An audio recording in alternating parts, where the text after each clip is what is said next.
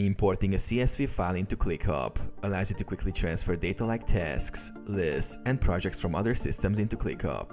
Here's how to do it. Prepare your CSV file. Ensure your CSV file is formatted correctly with columns for task names, due dates, assignees, priorities, and other relevant fields. Access ClickUp import feature. Log into your ClickUp account. In the left sidebar, click on your avatar or profile picture at the bottom. Select Import from the drop-down menu. Choose CSV Import. From the list of available integrations, choose CSV. Click on the Import from CSV button. Upload your CSV file.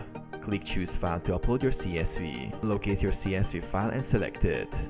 Map columns. ClickUp will prompt you to map the columns in your CSV file to ClickUp fields. Ensure each column matches the corresponding ClickUp field. Import and review. Once mapped, click Import to add the data to your workspace. Review the imported tasks and adjust any information as needed.